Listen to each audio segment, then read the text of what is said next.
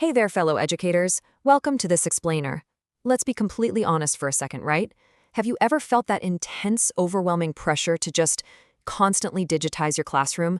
With shiny new tools popping up literally every single day, that expectation can be incredibly demanding.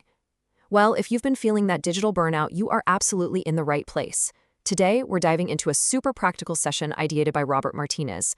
We're going to explore how to successfully navigate this modern pressure to use classroom tech while still deeply valuing those incredibly effective traditional methods we all know and love. So, let's take a collective deep breath, let go of that digital anxiety, and figure out how to balance these two worlds. Okay, here's our game plan for today. First, tech and tradition. Second, pedagogy before digital tools. Third, the SAMR model explained. Fourth, building blended lesson sequences. And finally, your post-session toolkit. Before we really get going, I want you to chew on this guiding question. When does technology genuinely augment learning? Take a quick second to just reflect on your own recent instructional choices. Think back to the last digital tool you brought into your classroom. Did it genuinely improve the educational outcome for your students? Or was it kind of just a digital alternative to a piece of paper? Keep that crucial question in the back of your mind as we go. All right, Section 1, Tech and Tradition, Balancing the Modern Classroom. Let me give you some immediate reassurance here. Your traditional teaching methods still hold immense pedagogical value. You absolutely do not need to reinvent your entire teaching persona to be effective today. This explainer draws directly on Robert's amazing 32-year background in English language teaching, which he intentionally paired with formal digital technology qualifications. Over 3 decades, the ELT profession has seen so many tech trends come and go, but the core principles of language acquisition, they stay fundamentally the same. So the big takeaway here is simple. You don't have to abandon what works. Our ultimate goal is integration, not elimination. We're here to augment your expertise, definitely not replace it. Moving right along to Section 2, Pedagogy before digital tools, theory into practice. There's this fantastic quote from Cousin back in 2005. Technologies work dynamically with pedagogies, not for them. This is such a crucial distinction for us as educators. We're aiming for a really thoughtful, dynamic integration of teaching strategies and digital assets. Tech should never, ever act as a mindless replacement for sound instructional design. When we say they work dynamically, we mean the tool and the teaching method actually elevate each other. Because let's face it, if the pedagogical foundation is missing, the most advanced tech in the world isn't going to rescue that lesson. We always have to define our learning outcomes first, and only then ask ourselves which tool, if any, is going to help us get there. Section 3, the SAMR model explained, a framework for evaluation. So, what is the SAMR model?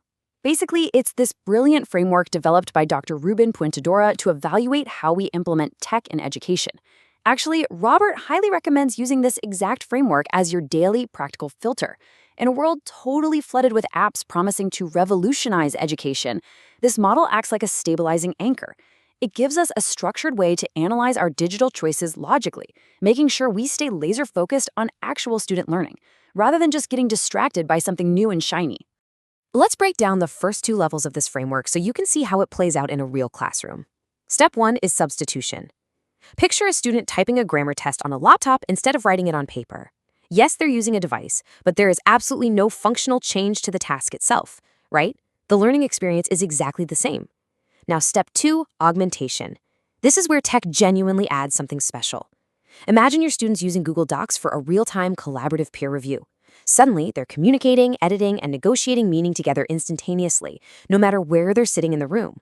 In this case, the tech actively improves the process by doing something that's literally impossible with just paper. Think about this playful contrast in our toolkits. On one side, you've got your trusted, low-prep analog activities, like Kim's Game or Animal Mimes. These physical activities immediately activate our learners, they generate amazing energy, and they lower that affective filter. On the other side, we have powerhouse digital tools like Padlet or Gemini Canvas. And here's the thing, both of these domains hold incredibly vital, complementary places in our ELT classrooms. You might strategically use an old-school game to build up physical energy and review vocabulary, and then intentionally shift over to a digital collaborative whiteboard for students to visually synthesize those ideas. They don't compete, they cooperate. Which brings us to Section 4, building blended lesson sequences. Merging the best of both worlds.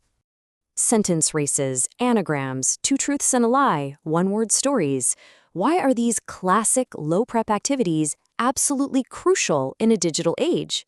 2 words: internet outage. We've all been there. Imagine the nightmare scenario. You have 30 eager students, a beautiful interactive presentation, and boom, the classroom Wi-Fi drops, or the tablets run out of battery. In those panic-inducing moments of silence, these traditional activities are your professional safety net. They are 100% reliable. Having a strong repertoire of these exercises ensures your lesson keeps moving smoothly and dynamically without missing a beat. By using Robert's structured approach, you can actually seamlessly blend physical coursebooks with targeted digital tools to create a killer hybrid lesson. Whether you're using KidsBox for your younger learners or Formula Advanced Trainer for your older students, the method is exactly the same. You lean on the traditional physical book for that core, structured content and foundational reading.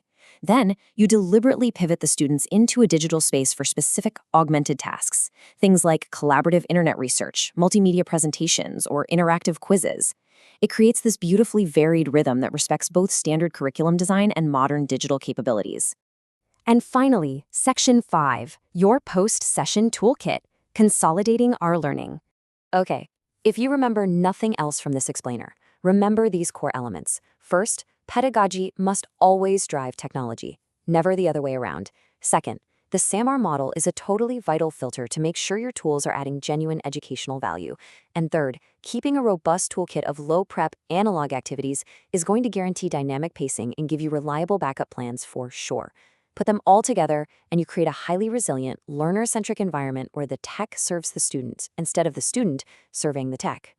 Take a quick second to validate your new skills. Look at what you can do now. You are fully equipped to critically evaluate digital tools using the SAMR framework. You can confidently design blended sequences that balance textbooks and tech. And best of all, you can clearly articulate the pedagogical why behind every single tool you bring into your classroom. I highly encourage you to take these skills and apply them immediately the next time you sit down to plan a lesson. So I'm going to leave you with this final provocative thought. How will your pedagogical goals dictate your tech choices tomorrow? Thank you so much for joining me for this explainer. If you found this structured approach helpful, please hit subscribe on the YouTube channel Learning Together with Robert for more fantastic educational insights. Have a wonderful time in your classrooms, and remember, pedagogy always comes first.